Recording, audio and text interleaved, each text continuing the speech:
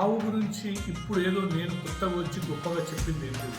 కానీ ఒక్క విషయం, ఇన్ని సంవత్సరాలు నా అనుభవం నేను పరిశోధించి, నేను శోధించి, నేను ఒక నిర్ణయానికి వచ్చిన విషయం ఏంటంటే, అమ్మని ఆవుని అనుసంధానం చేస్తూ అపార్ట్మెంట్లల్లో ఆవును పెంచాలి అన్నది ఒక కొత్త, అంటే ఇదేం కొత్తది కాదు, పాతది, దాన్ని కొత్తగా చెప్తున్నాను నేను.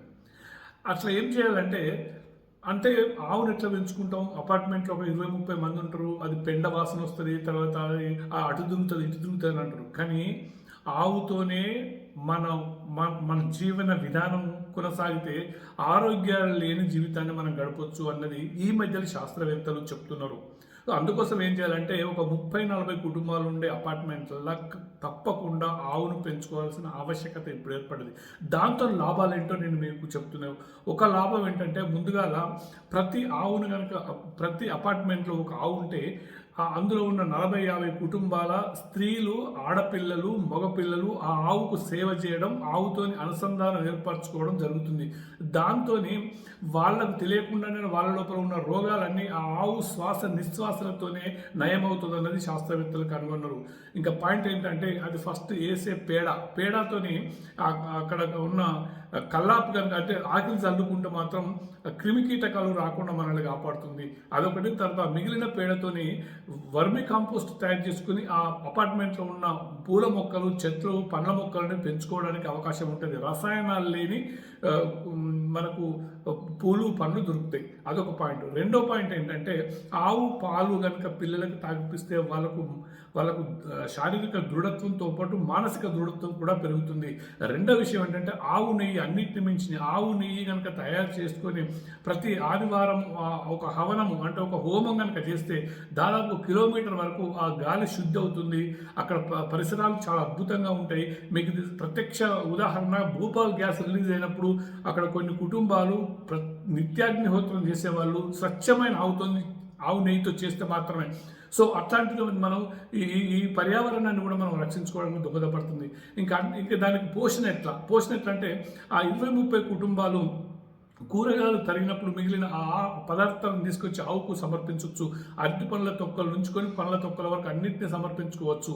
రెండో విషయం ఏంటంటే, ఎట్లాగో మనకు వాచ్మెన్ ఉంటాడు, ఆ వాచ్మెన్కి ఎక్కువ పని ఉండదు.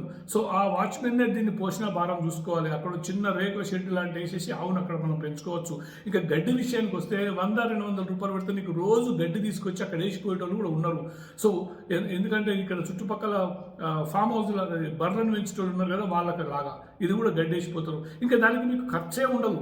కాకపోతే మహా అంటే ప్రతి కుటుంబానికి ఒక 100-200 ఎక్స్ట్రా అవుతుంది ప్రతి నెల.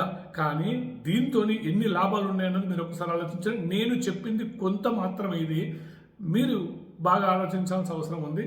ముందుగా ప్రతి అపార్ట్మెంట్లో ప్రెసిడెంట్, ఆ కమిటీ వాళ్ళందరూ కూర్చొని బాగా ఆలోచించి, ఈ ఆవుతోని ఎన్ని లాభాలు ఉన్నాయో నేను చెప్పాల్సిన అవసరం మీకు లేదు. ఒక్కసారి మీరు గూగుల్లో సెర్చ్ చేస్తే అద్భుతమైన లాభాలు ఆవును పెంచుకోవడం ద్వారా మనకు కలుగుతుంది. సో అందుకోసమే మీరే క్షుణ్ణంగా ఆలోచించండి. ఒక కొత్త అడుగు, మనం ఈ కొత్త సంవత్సరంలో ఒక కొత్త అడుగు ముందుకేద్దాం. మన కుటుంబాన్ని మనమే రక్షించుకోవాలి. ఎందుకంటే విష రసాయనాలు తిండి తింటున్నాం, విష వాయువులతో ఈ నగరాలన్నీ నాశనం అయిపోతున్నాయి.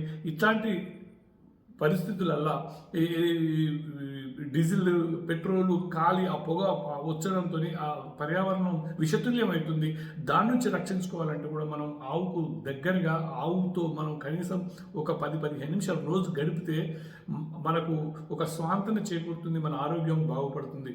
ఇవన్నీ నేను చెప్పేది కాదు, మీకు ప్రతిదీ గూగుల్లో దొరుకుతుంది ఈ రోజులల్లా. ఇంకా అన్నిటిని మించి కమిటీ మాత్రం చాలా జాగ్రత్తగా ఆలోచించేసి ఇట్లాంటి మంచి నిర్ణయం తీసుకుంటే రాబోయే తరాన్ని మనం వాళ్ళకు ఒక గొప్ప వరం ఇచ్చినట్టు అవుతుంది. సో ఇవన్నింటిని కంటే కూడా సనాతన ధర్మం, ఆవు మీద మమకారం పెరిగి ఒక సనాతన ధర్మం ఏర్పడుతుంది మనకు. ఎందుకంటే నువ్వు ఎన్ని గుళ్ళు ప్రదక్షిణాలు చేసినా కూడా ఆవు చుట్టూ ప్రదక్షిణ చేస్తే మాత్రం నీకు ఆరోగ్యాలు అద్భుతంగా చేకూరుతాయి అన్నది వాస్తవం. ఇది మీరు గ్రహించిన రోజు మీరు కనుక ఎవరన్నా ఇట్లాంటి నిర్ణయం తీసుకుంటే నాకు కింది నేను నా ఫోన్ నెంబర్ ఇస్తున్నాను, నన్ను కనుక మీరు కాంటాక్ట్ చేయండి.